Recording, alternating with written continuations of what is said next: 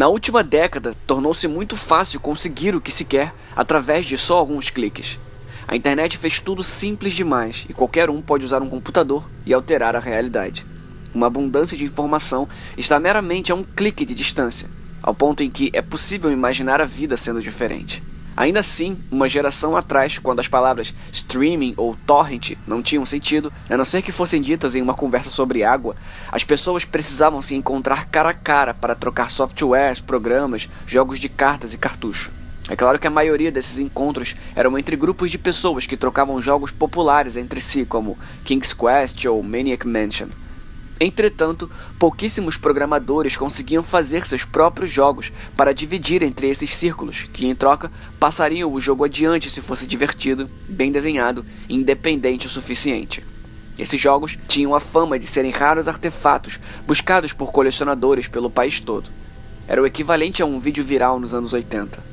Lua Pálida, entretanto, nunca havia saído da área da Baía de São Francisco. Todas as cópias conhecidas estavam por lá. Todos os computadores que já tinham usado o jogo eram de lá. Esse fato se dá pelo seu programador ter feito pouquíssimas cópias. Lua Pálida era um jogo do tipo texto-aventura, no estilo Zork e The Lurking Horror. Foi feito na exata época em que esse estilo estava saindo de moda. Ao iniciar o programa, o jogador era apresentado a uma tela quase vazia, exceto pelo texto. Você está em uma sala escura. Luz do luar brilha pela janela. Há ouro no canto, junto a uma pá e uma corda. Há uma porta para o leste. Comando?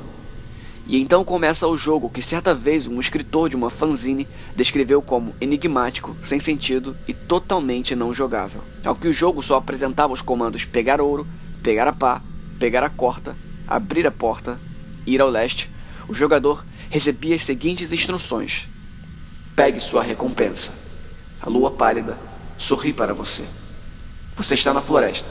Existem 3 caminhos: norte, oeste e leste. Comando?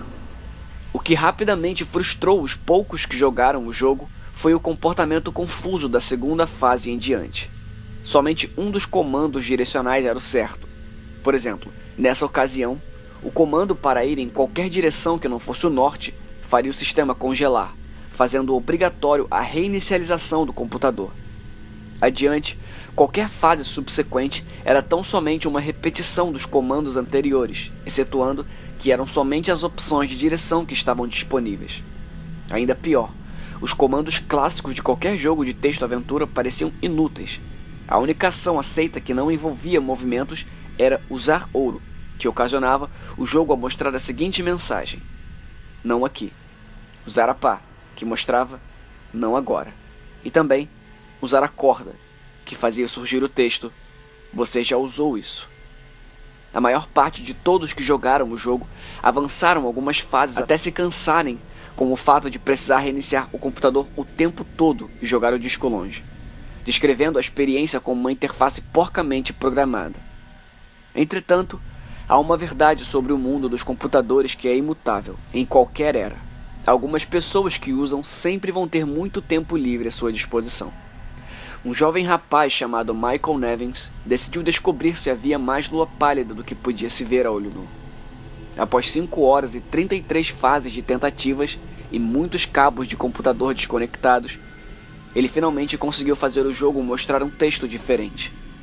O texto na nova área era: lua pálida, sorri abertamente. Não há caminhos. Lua pálida, sorri abertamente. O chão é macio. Lua pálida, sorri abertamente. Aqui. Comando? Passou-se quase outra hora até que Nevins tropeçasse na combinação apropriada de frases que fariam com que o jogo prosseguisse: cavar buraco, descartar ouro, e então tampar buraco. Isso fazia com que a tela mostrasse: parabéns, 40.24248 121.4434. Ao que o jogo cessava de receber comandos e fazia o jogador ter de reiniciar o computador uma última vez. Após alguma deliberação, Nevins chegou à conclusão que os números referiam-se a linhas de latitude e longitude, As coordenadas levavam a um ponto na floresta crescente, que dominava as adjacências próximas ao parque vulcânico Lassen. Como ele tinha muito mais tempo do que noção do perigo, decidiu ir ver o fim de lua pálida. No dia seguinte, armado de um mapa, um compasso e uma pá, ele andou pelas trilhas do parque, percebendo impressionado como cada curva que ele fazia era exatamente igual às curvas do jogo.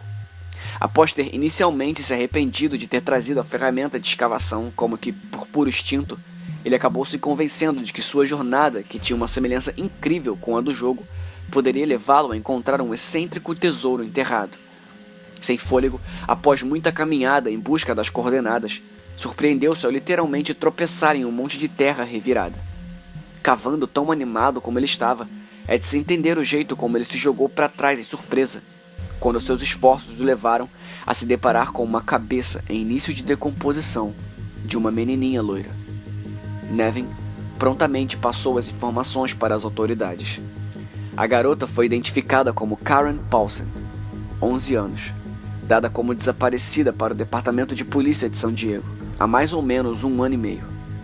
Esforços foram feitos para se encontrar o programador de Lua Pálida, mas os rastros da comunidade de troca de jogos e programas se perdiam e sempre acabavam de volta ao ponto de partida.